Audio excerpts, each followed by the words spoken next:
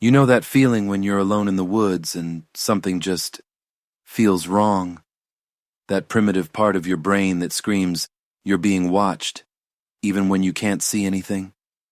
Well, what I'm about to tell you might make you think twice about that feeling. Because sometimes it's right. This story comes from a Reddit user who goes by Trailcam Mike. Posted 3 months ago on r/Trailcams, then mysteriously deleted. But I saved it. And after you hear what happened to Mike in those Oregon pines, you'll understand why he didn't want his name attached to this anymore. Mike had been running trail cameras for over 15 years.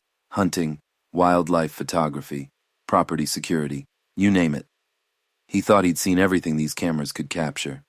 He was wrong. It started innocently enough. Mike had inherited 40 acres of dense pine forest from his grandfather up in the Cascade Mountains. Remote doesn't even begin to describe this place. The nearest neighbor was 12 miles away. And cell service? Forget about it. Mike decided to set up a network of trail cameras around the property. Not for hunting. He wasn't much of a hunter. He just wanted to document what wildlife called his land home.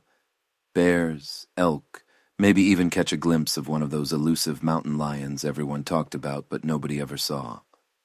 He placed 8 cameras total, strategic positions along game trails near the creek that cut through the northern section, and a couple near what looked like old deer beds.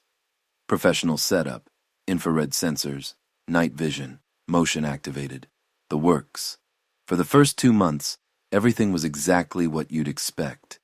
Deer at dawn and dusk, a black bear that seemed to have a regular route through the eastern section, raccoons doing raccoon things. Even caught a great horned owl that looked directly into one of the cameras like it was posing. Mike was thrilled. He'd check the SD cards every 2 weeks, download the footage, and spend hours going through it. His little slice of wilderness was more active than he'd ever imagined. But then, the pattern started changing. It was subtle at first. The deer weren't using their usual trails anymore. Animals that had been regular visitors just stopped showing up. The black bear, the one Mike had started calling Bruno, hadn't appeared on any camera for 3 weeks straight. Mike figured maybe it was seasonal. Animal behaviors change. Migration patterns shift. Nothing to worry about. But then he started noticing something else in the footage. The animals that did still show up seemed nervous. Skittish doesn't even cover it. Deer would approach their usual grazing spots, then suddenly bolt. Ears pinned back, white tails flashing as they disappeared into the darkness. One video showed a raccoon family that had been coming to the creek every night for weeks. Same time, same routine. But in this footage, they approached the water, and then all 3 of them just froze, completely motionless for almost 30 seconds. Then they scattered in different directions, abandoning their kits. Mike had never seen anything like it. It was like something had spooked every animal on his property. But what? That's when he decided to add 4 more cameras. If something was out there, he was going to find it. Camera 12. That's the one that changed everything. Mike had positioned it about 30 feet up in an old Douglas fir, overlooking a small clearing where multiple game trails converged. Perfect spot for catching wildlife transitioning between sections of the forest. The timestamp read 3:17 a.m. when it happened. The motion sensor triggered, and the infrared illumination kicked in. Standard stuff. But what Mike saw when he reviewed the footage 3 days later made him watch it 17 times before he finally accepted what he was looking at. Something tall, and when I say tall, I mean well over 7 feet, was standing at the edge of the clearing. Just standing there, motionless. The infrared made everything look black and white, but Mike could make out the basic shape. Humanoid, but wrong. The proportions were off.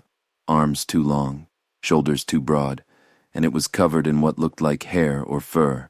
For 43 seconds, it just stood there. Not moving, not looking around. Just watching the camera. Mike's first thought was that someone was playing a prank on him. Had to be. Maybe one of his buddies from town had found out about the cameras and decided to mess with him. But the more he studied the footage, the more problems with that theory emerged. The thing was massive, bigger than any person Mike knew, and the way it moved when it finally did leave the frame. It didn't walk away, it just melted back into the tree line like smoke. Mike decided he needed better cameras, higher resolution, better night vision. If this was a hoax, he was going to expose it. If it wasn't, well, he'd deal with that when the time came. The new cameras arrived 2 weeks later, military grade, the kind of equipment that could read a license plate from 200 yards in complete darkness. Mike replaced all 12 cameras and added 6 more for good measure.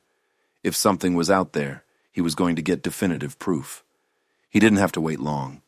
3 nights after installing the new equipment, every single camera triggered within a 10-minute window, all 18 of them.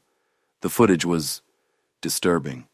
The thing, and Mike was now convinced it was just one entity, had systematically visited every camera position, not randomly, systematically, like it knew exactly where each one was located.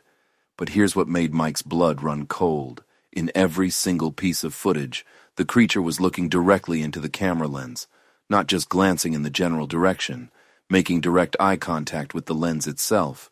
It knew it was being watched, and it was watching back. The creature appeared different in each video. Sometimes it stood upright, towering above the vegetation. Other times it moved on all fours, but not like any animal Mike had ever seen. More like it was choosing to travel that way, not because it had to. One camera caught it moving between 2 trees that were barely 3 feet apart, a space too narrow for something that size to fit through. But somehow, it did. Another camera showed it reaching up and touching a branch that was at least 12 feet off the ground, without stretching, without jumping, just reached up and touched it. Mike stopped checking the cameras alone. Mike's friend Dave agreed to help with the next camera check. Dave was a skeptic, thought Mike was losing it over some elaborate hoax, but he was also curious enough to make the drive up to the property. They went out together on a Saturday morning. Bright sunshine, birds chirping, everything normal.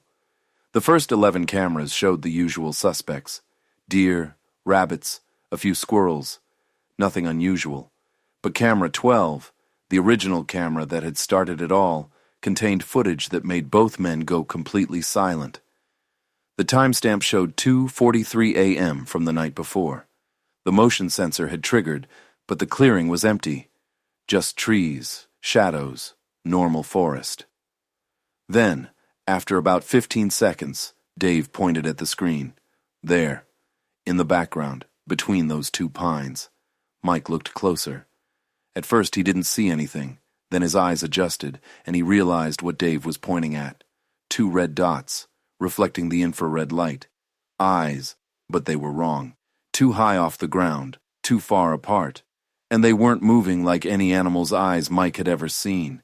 They were calculating, studying the camera.